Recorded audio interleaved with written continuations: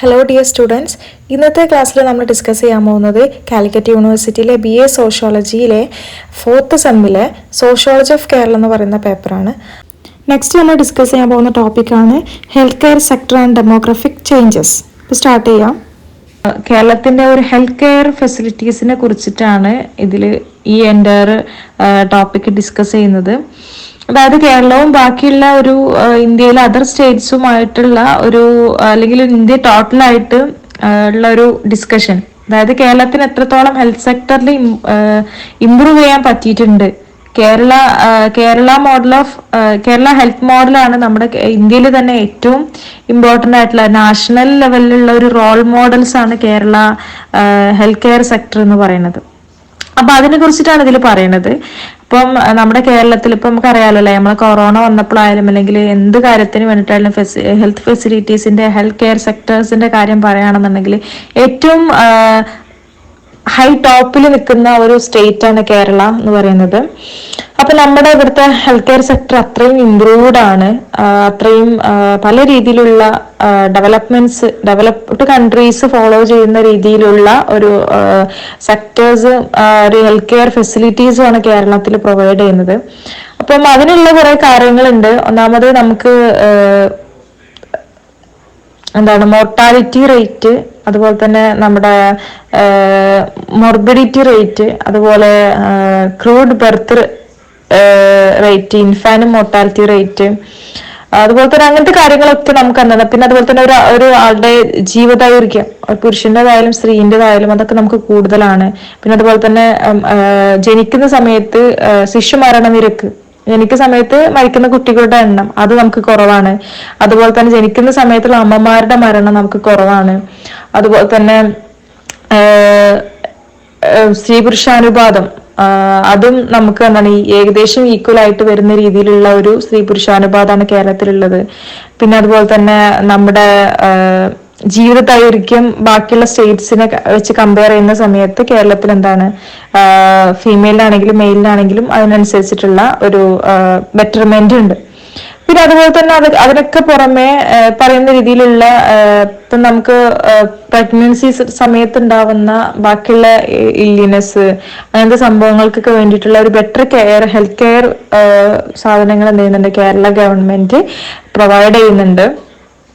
അപ്പൊ അതൊക്കെ എന്താണ് ഒരു ബെറ്റർ സ്റ്റാൻഡേർഡ് ഓഫ് ലിവിങ്ങിന് വേണ്ടിയിട്ട് നമ്മുടെ കേരളത്തിലുള്ള ആളുകളെ സഹായിക്കുന്നുണ്ടെന്ന് പറയുന്നുണ്ട്. പിന്നെ അതുപോലെ തന്നെ കുറച്ചും കൂടെ എന്താ പറയാ ലൈഫ് സ്റ്റൈൽ അല്ലെങ്കിൽ എന്താ പറയാ ഫാമിലി പ്ലാനിങ്ങിനൊക്കെ കുറച്ചും കൂടി ഇമ്പോർട്ടൻസ് കൊടുക്കുന്നുണ്ട്. അതും ഒരു കാര്യത്തിൽ കേരള ഹെൽത്ത് കെയർ സെക്ടേഴ്സിനെ കുറച്ചും കൂടി മുകളിലേക്ക് കൊണ്ടുവരുന്ന കാര്യങ്ങളാണ്. പിന്നെ അതുപോലെ തന്നെ നമ്മുടെ ലൈഫ് സ്റ്റൈൽ ഡിസീസ് പോലെയുള്ള സംഭവങ്ങള്, അതായത് നമുക്ക് എന്താണ് നമ്മുടെ ജീവിതത്തിൽ ഉണ്ടാവുന്ന നമ്മുടെ ജീവിതപരമായിട്ട് നമ്മൾ ചിന്തകപരമായിട്ടൊക്കെ ഉള്ള രോഗങ്ങൾ പോലുള്ള സംഭവങ്ങൾ ഉണ്ടല്ലോ, അതിനൊക്കെ വേണ്ടിയിട്ടുള്ള ഒരു ബെറ്റർമെന്റ്സും, പിന്നെ അതുപോലെ തന്നെ എൻവിയോൺമെന്റൽ പൊല്യൂഷൻ ഫ്രീ എൻവിയോൺമെന്റൽ, അതുപോലെ തന്നെ പബ്ലിക് അവയർനെസ് കൊടുക്കുന്ന കാര്യത്തിലും ഒക്കെ എന്താണ് കേരളത്തിലുള്ള ഹെൽത്ത് കെയർ പ്രോഗ്രാംസ് ബാക്കിയുള്ള ഒരു നാഷണൽ ലെവലിൽ, ഇന്ത്യ ലെവലിൽ അല്ലെങ്കിൽ ബാക്കിയുള്ള സ്റ്റേറ്റ്സ് ലെവലിൽ നോക്കുന്ന സമയത്ത് കേരളത്തിന് ഒരു ഹയർ ലെവലിലുള്ള ഒരു ഇതാണ് കേരളത്തിനുള്ളത്, ഒരു ഹയർ പൊസിഷൻ ആണുള്ളത് എന്നാണ് ഉദ്ദേശിക്കുന്നത്. അപ്പൊ നമ്മുടെ ഒരു പ്രൈമറി ഹെൽത്ത് കെയർ സിസ്റ്റം എന്ന് പറയുന്നത് അത്രയും ഇമ്പോർട്ടന്റ് ആണ്. നമുക്ക് ഓരോ 5 കിലോമീറ്ററിന്റെ ഉള്ളിൽ അല്ലെങ്കിൽ ഓരോ 10-15 കിലോമീറ്റർ ഉള്ളിലെങ്കിലും നമുക്ക് എന്താണ് അറ്റ്ലീസ്റ്റ് ഒരു CHC പോലുള്ള സംഭവങ്ങൾ നമുക്ക് കേരളത്തിലുണ്ട്. അല്ലെങ്കിൽ അറ്റ്ലീസ്റ്റ് ഒരു 5 കിലോമീറ്റേഴ്സിന്റെ ഉള്ളിൽ നമുക്കൊരു ക്ലിനിക്ക് എങ്കിലും ഉണ്ട്. അപ്പൊ അതൊക്കെ നമ്മുടെ ഒരു ബെറ്റർ ക്വാളിറ്റി ഹെൽത്ത് കെയറിന്റെ ഒരു ഫാക്ടറായിട്ട് നമുക്ക് പറയാൻ പറ്റും. അതിന് പറയുന്നുണ്ട് നമുക്ക് ഹെൽത്ത് കെയർ സർവീസസ് പെട്ടെന്ന് നമുക്ക് ആക്സസ് ചെയ്യാനും, അതുപോലെ തന്നെ പെട്ടെന്ന് നമുക്ക് ആർക്ക് വേണമെങ്കിലും അത് എന്താ പറയാ അക്സെപ്റ്റ് ചെയ്യാനോ അല്ലെങ്കിൽ ആക്സസ് ചെയ്യാനും നമുക്കത് എന്താ പറയാ ആക്സസ് ചെയ്യാൻ പറ്റുന്ന അത്ര എളുപ്പത്തിൽ നമുക്ക് എന്താണ് ഒരു ഹെൽത്ത് കെയർ കാര്യങ്ങളൊക്കെ നമുക്ക് എന്ത് ചെയ്യാൻ പറ്റും, നമ്മളെ തൊട്ടടുത്ത് നിന്ന് തന്നെ നമുക്ക് ലഭിക്കും. കുറെ അങ്ങോട്ട് എല്ലാവർക്കും അത് അനുകൂലമായിട്ട് ലഭിക്കുന്നതാണ് ഉദ്ദേശിക്കുന്നത്. പിന്നെ അതുപോലെ തന്നെ ഇനി നെക്സ്റ്റ് നമുക്ക് ഒരു കോളത്തിൽ തന്നിട്ടുണ്ട്. കോളത്തിൽ പറയുന്നുണ്ട്, അതായത് ഇൻഫാന്റ്, അതായത് നമ്മുടെ ജനിക്കുന്ന സമയത്ത് മരിക്കുന്ന കുട്ടികളുടെ എണ്ണം എന്ന് പറയുന്നത് അതുപോലെ തന്നെ എത്രയാണെന്ന് പറയുന്നുണ്ട്. അതായത് നമ്മുടെ കേരളത്തിനെ വെച്ച് അപേക്ഷിച്ച് നോക്കുമ്പോൾ അത് കുറവാണ്. പക്ഷെ ഇന്ത്യനെ വെച്ച് നോക്കുന്ന സമയത്ത് 26.4 പിന്നെ അതുപോലെ തന്നെ നമ്മുടെ ഫീമെയിലിന്റെ ഒരു ജീവിതദൈർഘ്യം എന്ന് പറയുന്നത് ഏകദേശം 73 വരെയാണ് കേരളത്തിലുള്ളത്. പക്ഷെ ഇന്ത്യയിൽ നോക്കുന്ന സമയത്ത് 64 വയസ്സേ ഉള്ളൂ. അതുപോലെ തന്നെ മെയിലിന്റെ എന്ന് പറയുമ്പോൾ കേരളത്തിൽ 68 ആണ്, ദെൻ ഇന്ത്യയിൽ 62. അപ്പം അതൊക്കെ എന്താണ്, ഹെൽത്ത് കെയർ ഫെസിലിറ്റീസിന്റെ അതുപോലെ തന്നെ നമ്മുടെ ഹെൽത്തിന്റെ അല്ലെങ്കിൽ നമ്മുടെ ലൈഫ് സ്റ്റൈലിന്റെ ഒരു ഡിഫറൻസ് ആണ് അവിടെ കാണുന്നത്. അപ്പൊ ഇതൊക്കെ വെച്ച് കമ്പയർ ചെയ്തിട്ടാണ് കേരളത്തിലെ ഹെൽത്ത് കെയർ ഫെസിലിറ്റീസ് അത്രയും അടിപൊളിയാണ് എന്ന് പറയാൻ കാരണം. ഇനി പറയുകയാണെന്നുണ്ടെങ്കിൽ നെക്സ്റ്റ് പറയുകയാണെങ്കിൽ കേരളത്തിലെ ഹെൽത്ത് കെയർ സിസ്റ്റത്തിന് പ്രധാനമായിട്ടും ഒരു 3 രീതിയിൽ ഹെൽത്ത് കെയർ ഫെസിലിറ്റീസ് 3 ഗ്രൂപ്പ്സ് ആയിട്ട് പറയുന്നുണ്ട്. അലോപ്പതി എന്ന് പറഞ്ഞാൽ വെസ്റ്റേൺ മെഡിസിൻ ആണ്, പിന്നെ ആയുർവേദ, പിന്നെ ഹോമിയോപ്പതി. ഇങ്ങനെ 3 കാറ്റഗറൈസേഷൻ ചെയ്തിട്ടാണ് എന്ത് ചെയ്തിട്ടുള്ളത്, ഇതിനെ ക്ലാസിഫൈ ചെയ്തിട്ടുള്ളത്. കേരളത്തിലെ ഹെൽത്ത് കെയർ ഫെസിലിറ്റീസിനെ 3 ഗ്രൂപ്പ്സ് ആയിട്ടാണ് ക്ലാസിഫൈ ചെയ്തിട്ടുള്ളത്. അലോപ്പതി എന്ന് പറഞ്ഞു കഴിഞ്ഞാൽ വെസ്റ്റേൺ മെഡിസിൻ, പിന്നെ ആയുർവേദ ആൻഡ് ഹോമിയോപ്പതി. പിന്നെ ഇതിൽ തന്നെ പറയുകയാണെന്നുണ്ടെങ്കിൽ ഓണർഷിപ്പിന്റെ കാര്യത്തിലും 3 രീതിയിൽ തന്നെയാണ് ഇതിനെ കാറ്റഗറൈസ് ചെയ്തിട്ടുള്ളത്. Public, private and corporative.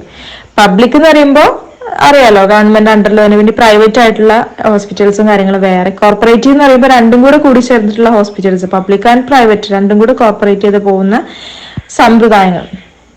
അപ്പൊ അങ്ങനെയുള്ള കുറെ ഫെസിലിറ്റീസും കാര്യങ്ങളൊക്കെ എന്ത് ചെയ്യുന്നുണ്ട്, അവിടെ നമ്മുടെ കേരളത്തില് പ്രൊവൈഡ് ചെയ്യുന്നുണ്ട്. പിന്നെ പറയാനുള്ള ഏറ്റവും പ്രധാനപ്പെട്ട ഒരു കാര്യം എന്താണെന്ന് വെച്ച് കഴിഞ്ഞാൽ നമ്മുടെ കേരളത്തിൽ അതുപോലെ തന്നെ വേറെ ഒരുപാട് ബ്ലോക്ക് തലത്തിൽ, ഗ്രാമപഞ്ചായത്ത് ലെവല്, ബ്ലോക്ക് പഞ്ചായത്ത് ലെവല്, ഇപ്പൊ നമ്മുടെ 73-74 ഭരണഘടനാ ഭേദഗതികൾ പ്രകാരം ഉണ്ടാവുന്ന ഡയറക്ട്ലി നമ്മൾ പബ്ലിക് ഹെൽത്ത് കെയർ സിസ്റ്റവുമായിട്ട് നമുക്ക് ബന്ധപ്പെടാൻ സാധിക്കുന്ന രീതിയിലുള്ള ഒരുപാട് കാര്യങ്ങൾ കേരളത്തിൽ പ്രൊവൈഡ് ചെയ്യുന്നുണ്ട്. എല്ലാവർക്കും ഉണ്ടായിരിക്കും, പക്ഷെ എന്നാലും കേരളത്തിൽ കുറച്ചും കൂടെ അത് നല്ല രീതിയിൽ പ്രൊവൈഡ് ചെയ്യാൻ ശ്രമിക്കുന്നുണ്ട്. പിന്നെ അതുപോലെ തന്നെ നമുക്ക് ഒക്കെ അറിയുന്ന കോമൺ ആയിട്ടുള്ള കാര്യങ്ങളാണ്. ഇപ്പൊ നമ്മളെ വീട്ടിൽ ആരെങ്കിലും പ്രഗ്നന്റ് ആണെന്നുണ്ടെങ്കിൽ പ്രഗ്നന്റ് ആയിട്ടുള്ള ലേഡീസിന് നമ്മുടെ അടുത്തുള്ള നമ്മുടെ ചുറ്റുവട്ടത്തുള്ള ആശാ വർക്കേഴ്സ് അവർക്ക് വേണ്ടിയിട്ടുള്ള ഫുഡ് ഐറ്റംസും കാര്യങ്ങളൊക്കെ കൊണ്ടുവന്ന് കൊടുക്കും. പിന്നെ അതുപോലെ തന്നെ മന്ത്ലി അവരെന്ത് ചെയ്യും, പറയുന്ന തൂക്കാനൊക്കെ കൊണ്ടുപോകും. അവർ വെയിറ്റ് നോക്കും, വെയിറ്റ് ഗെയിൻ നോക്കും, ഹെൽത്തി ആയിട്ടുള്ള സാധനങ്ങൾ കൊടുക്കും. അയൺ ടാബ്ലറ്റ്സ് പോലെയുള്ള സംഭവങ്ങൾ കൊണ്ടുവന്ന് കൊടുക്കും. ബാക്കിയുള്ള സ്റ്റേറ്റ്സിലും നമുക്കിതൊന്നും കാണാൻ പറ്റില്ല. അപ്പം പിന്നെ അതുപോലെ തന്നെ കുട്ടി ജനിച്ചു കഴിഞ്ഞു കഴിഞ്ഞാൽ കുട്ടിക്ക് വേണ്ടിയിട്ടുള്ള അമൃതപ്പൊടി പോലെയുള്ള സംഭവങ്ങള് കുറച്ചും കൂടെ വലുതായി കഴിഞ്ഞു കഴിഞ്ഞാൽ, പിന്നെ കൗമാരപ്രായക്കാരാകുമ്പോൾ അവർക്ക്, അതായത് ഒരു പുബേർട്ടി എത്തിക്കഴിഞ്ഞു കഴിഞ്ഞാൽ, ടീനേജ് ആയി കഴിഞ്ഞു കഴിഞ്ഞാൽ അവർക്ക് വേണ്ടിയിട്ടുള്ള കുറെ ഗോതമ്പ് പൊടി, ഇതുപോലെ അങ്ങനെയുള്ള കുറെ സാധനങ്ങൾ, ശർക്കര പോലെയുള്ള സംഭവങ്ങൾ, പാല്, അങ്ങനെയുള്ള കുറെ സാധനങ്ങൾ എന്ത് ചെയ്യും, അവിടെയും പ്രൊവൈഡ് ചെയ്യും. അപ്പൊ അങ്ങനെയല്ല. പിന്നെ അതുപോലെ തന്നെ അതിനൊക്കെ പുറമെ ഇപ്പൊ ഗവൺമെന്റ് ഹോസ്പിറ്റലിലാണ് ഒരു കുട്ടി ജനിക്കുന്ന, പെൺകുട്ടിയാണെങ്കിൽ ഇത്ര പൈസ, ആൺകുട്ടിയാണെങ്കിൽ ഇത്ര പൈസ പറഞ്ഞിട്ട് ഗവൺമെന്റ് എന്ത് ചെയ്യുന്നുണ്ട്, പ്രൊവൈഡ് ചെയ്യുന്നുണ്ട്.